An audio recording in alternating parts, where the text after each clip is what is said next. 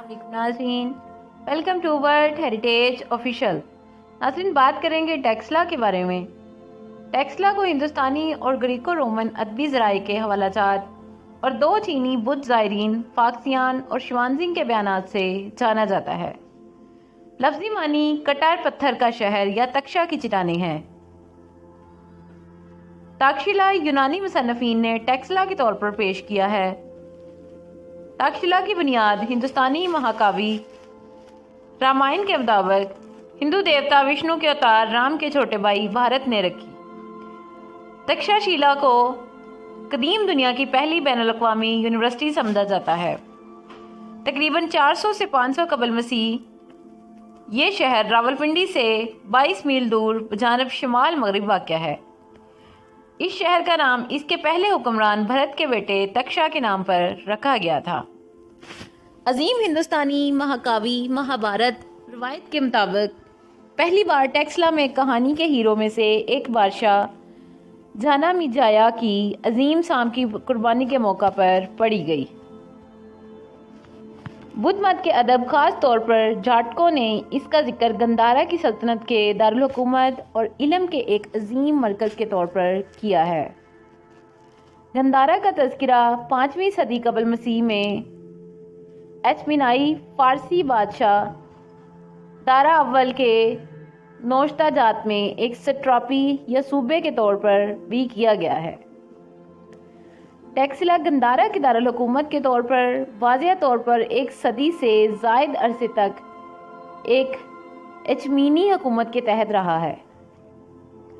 جب سکندر اعظم نے 326 قبل مسیح ہندوستان پر حملہ کیا تو ٹیکسلا کے حکمران امبی اومفس نے اس شہر کو ہتھیار ڈال دیا اور اپنے وسائل سکندر کے اختیار میں رکھ دیے۔ مقدونیہ کے فاتح کے ساتھ آنے والے یونانی مورخین نے ٹیکسلا کو دولت مند خوشحال قرار دیا۔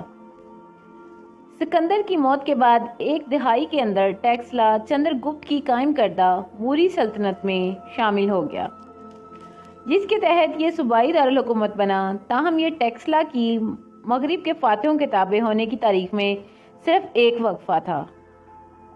موری حکومت کی 3 نسلوں کے بعد اس شہر کو ہندوستانی یونانی سلطنت باختر نے اپنے ساتھ ملا لیا۔ یہ پہلی صدی قبل مسیح تک ہند یونانی کے ماتحت رہا۔ ان کے بعد وسطی ایشیا سے تعلق رکھنے والے شکایا سیتھین اور پارتھیوں نے، جن کی حکمرانی پہلی صدی عیسوی کے نصف آخر تک جاری رہی۔ اس وقت تکششیلا کو ہندوستان کا سب سے امیر شہر قرار دیا گیا تھا۔ کیمپس نے چین، عرب، مصر، شام اور یونان جیسے دور دراز مقامات سے طلبہ کو راغب کیا۔ یہ خیال کیا جاتا ہے کہ طلبہ نے ابتدائی تعلیم گھر پر اور ثانوی تعلیم آشرموں میں مکمل کرنے کے بعد تقریباً 16 سال کی عمر میں تکششیلا میں اپنی تعلیم کا آغاز کیا۔ تعلیم کو مقدس سمجھا جاتا تھا۔ اپنے وقت کے دوران تکششیلا نے ویدک اور بدھ مت کے علوم کے ساتھ ساتھ مختلف فنون اور علوم میں مہارت حاصل کرنے کے لیے سیکھنے کے ایک اہم مرکز کے طور پر پہچان حاصل کی۔ قدیم یونیورسٹی میں تقریباً 2000 ماسٹر اساتذہ نے کم از کم 68 موضوعات کی ایک صف پڑھائی۔ کورسز میں سائنس، ریاضی، طب، سیاست، جنگ، علم نجوم، فلکیات، موسیقی، رقص، مذہب، وید، گرامر، زراعت، سرجری، تجارت، مستقبل اور فلسفہ کے شعبوں کا احاطہ کیا۔ زیادہ دلچسپ مضامین میں چھپے ہوئے خزانے کو دریافت کرنے کا فن، خفیہ کردہ پیغامات کو ڈیکرپٹ کرنا، وید اور 18 فنون، تیر اندازی، شکار اور ہاتھی کا علم تھا۔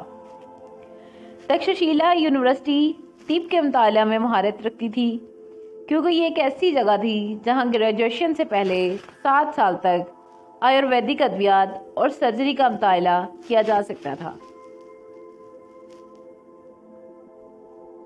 چرکا، مشہور قدیم آیورویدک طبیب تکششیلا کا साबिक तालिब इल्म था। उन्होंने इग्न्योशा संहिता नामी एक पुराने आयुर्वेदिक काम को चिरका संहिता में आसान बनाया और अपनी तहकीक को खित्ते के नबातात और हैवानात में भी शामिल किया।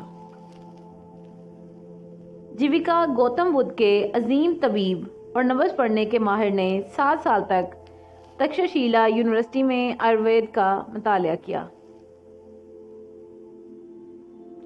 इसने पंचकर्मा, मारमा और सर्जरी में महारत हासिल की। इसने महात्मा बुद्ध की नादी वर्ण को ठीक किया। पाणिनि मशहूर संस्कृत ग्रामर और अष्टाध्यायी के मुसन्निफ, जिनसे प्रोफेसर नोम चोम्स्की ने लसानियात की इब्तिदा की, वो भी तक्षशिला की पैदावार थे। मौर्य सल्तनत के बानी चंद्रगुप्त मौर्य तक्षशिला का एक और मशहूर साबिक तालिब इल्म था।